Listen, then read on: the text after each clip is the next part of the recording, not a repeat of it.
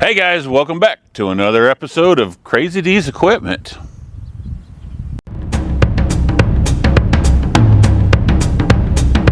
All right.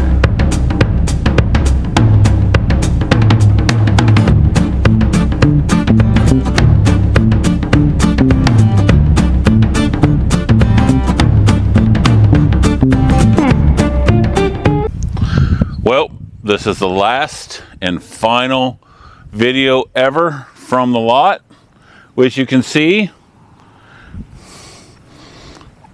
is no more.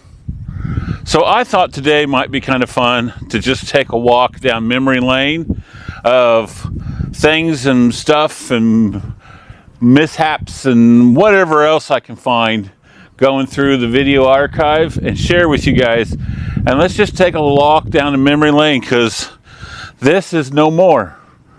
It's time to move on and to move on to our next things, or our next way of doing business. So, but yeah, let's go down memory lane today, guys.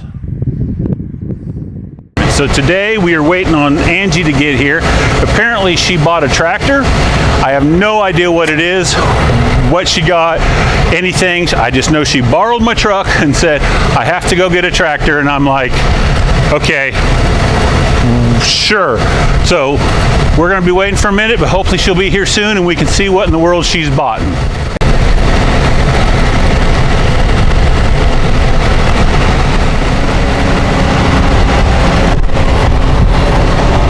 Hi. Hi. Guess what? What? I bought a tractor. I see this. Ah. What did you buy? I don't know. I'm so excited. Okay. Well, let's take a look at this here. Let's shut the truck off. Okay. Don't be mad. I'm not mad. Okay. Interested. Okay.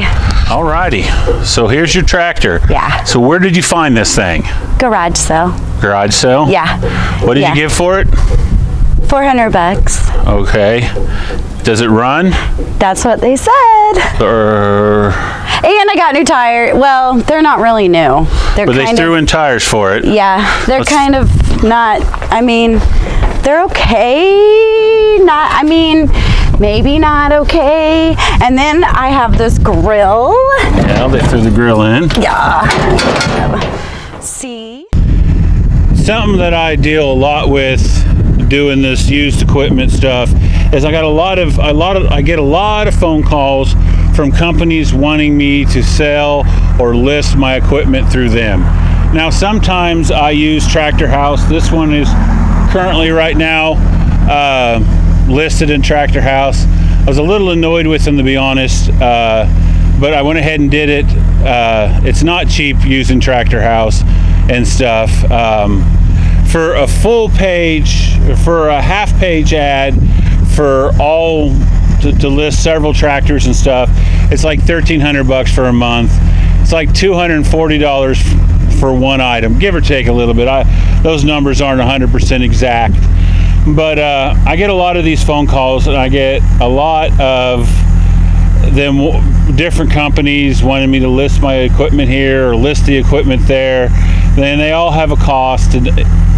Does the cost of listing them actually pan out and selling them?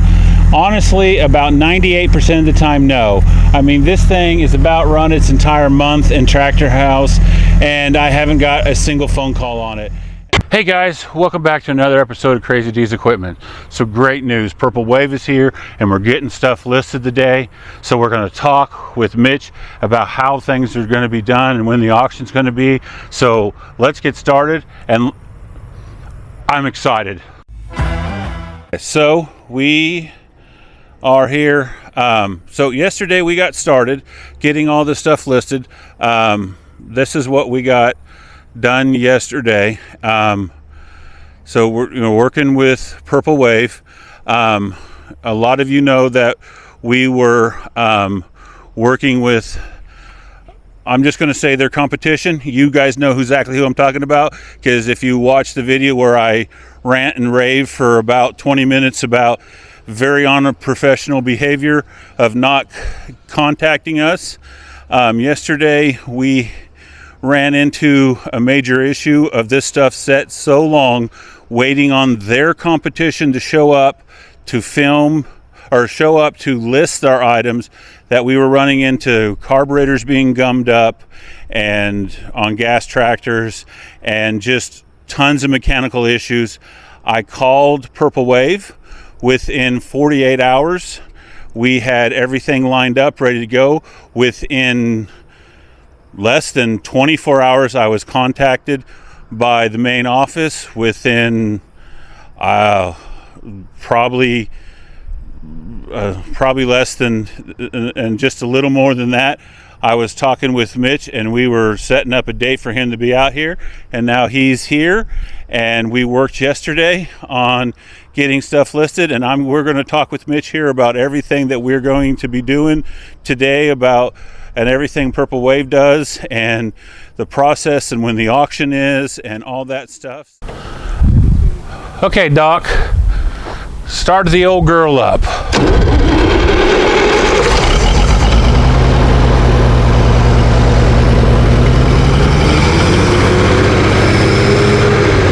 So it is a gas tractor, which you guys can hear.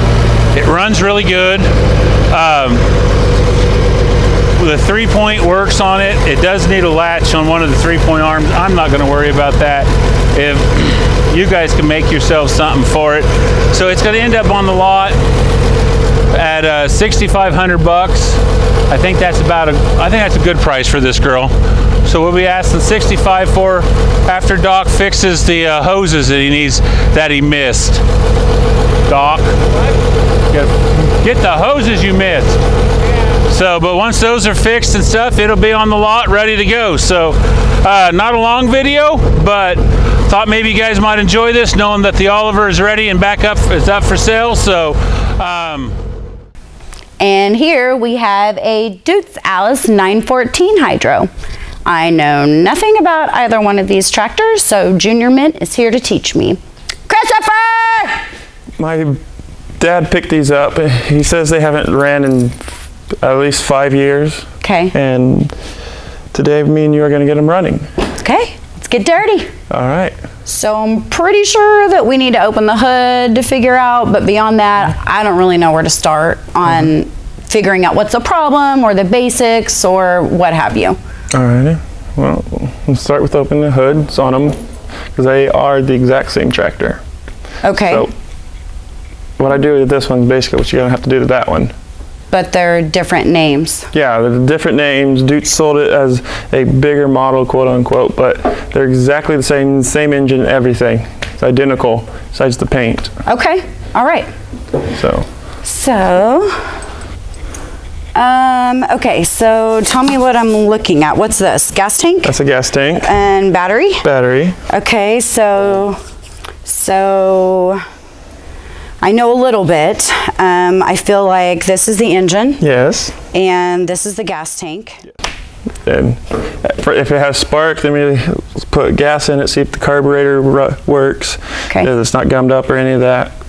And make sure if that has fuel and it sparks, it should run. So we don't have to take anything apart in the beginning. We just have to make sure that these few things look good to the eye, and then we turn the key. Yes. Okay, so I feel like this. So the first piece of equipment we're going to talk about is this 10-wheel rake. It is an H&S. It's in really good condition. It does need a tire aired back up from sitting here all winter long, but this piece is on consignment. We are asking $2,000 for it. It's got good hoses, good line.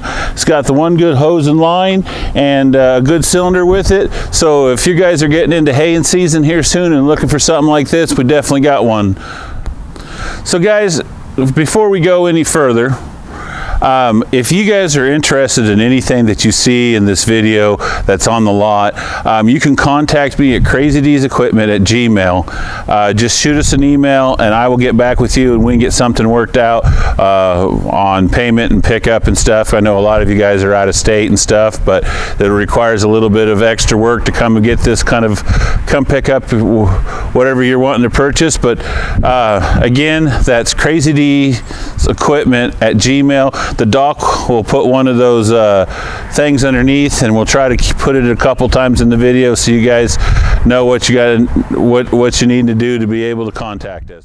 Just kind of a recap on this. This was a 9N. Keep saying 9N. Yeah, this is 8N that I bought on a farm auction a while ago. Gentleman had bought it on an online auction, had spent several months trying to get it running. Couldn't figure out why it wouldn't run. It ran when he on video, and it ran when he picked it up, but he could never get it to run again. Ended up there was a switch issue. It sat so long between the last time it ran and the time that I purchased it that the carburetor was gummed up. So we put the Magic ultrasonic cleaner to work, and Doc got the carburetor all cleaned up, and we're going to put it on today and see if that doesn't solve the problem. If that does the trick, put a tire on it, and maybe I'll replace the grill, and this girl will be heading to the lot. All right, Doc. That's a weird fuel coupler they got there. It's a weird little fuel filter they put on here. Is that a fuel filter? Yeah, That is? I'm hoping I can leak. I don't know if I can get that. All right. Well, do you think that did the trick? I'm hoping. Fix the tractor? Hoping so. Hope so. Get it put on. Let's see what we got.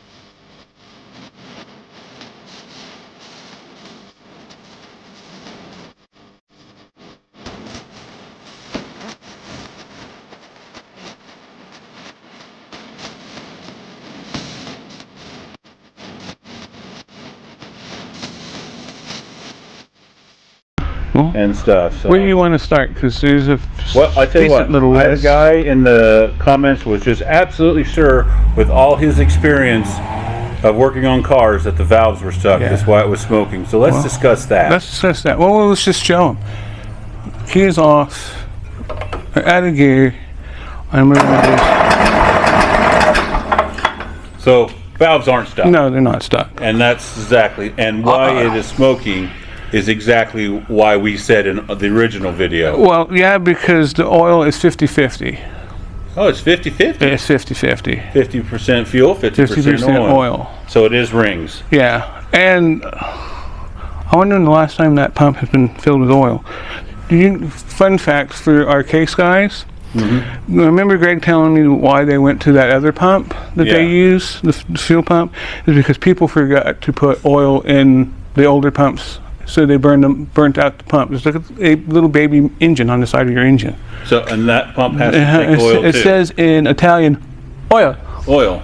Yeah. So. So. All right. So. Rings. It's rings definitely and sleeves if it's sleeved. what it is. It is. This assembly is your sleeve, but all this here is the sleeve. You pull these studs and it'll come up off, and that's pretty much how that works when the air cooled. Kind of like a motorcycle or fancier lawnmower. Okay. But that's definitely it.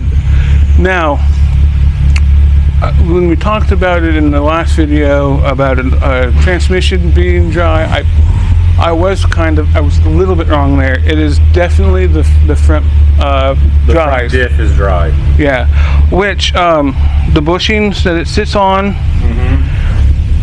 I don't know if you can see, but you watch the axle, it twists. Oh, you see it twisting? You can see it moving back and forth there. I can't. I don't know if the camera caught it. I don't think they might have, but that bushing is out. Okay. I don't want to go too quick on for you guys. I drained what there was of fluid from the front pumpkin, since it was dry, looking for anything shiny. I didn't see anything shiny. I don't know how well it works because honestly, being empty right now, I don't really want to kick it in, which I found the lever over here on the side for that. We know how that works. So the other big concern Tyler had was the 3-point wasn't working. Because this filter's plugged. It's just a fine mesh, screen mesh, and I should be able to somewhat, even going outside in the sun, you really can't see through it. Okay. And I noticed that it is kind of milky. I don't know if the guys can see that, but it's kind of milky. They can see that. And That so ain't looking good. that is the same color as what little bit of fluid came out of the front differential pumpkin. Okay. I think some of our other... Well, guys, I hope you enjoyed that. I'm still not for sure what I picked filming this at the moment, but you guys have already seen what I've picked and stuff. So me and Doc, we want to say thank you guys for every time you've come in and watched a video, for every time you've commented. If it was a nice comment or a mean comment, it doesn't matter. Thank you for commenting. Thank you for liking the videos. Thank you for sharing the videos. Thank you for being here and being with us. I'm not quitting. We're not giving up. We're not done. But it's just going to be a different vibe and a different way of doing business for Crazy D's Equipment. So, but otherwise, guys, thank you for being here. And I hope you're here for all the ones that come after this.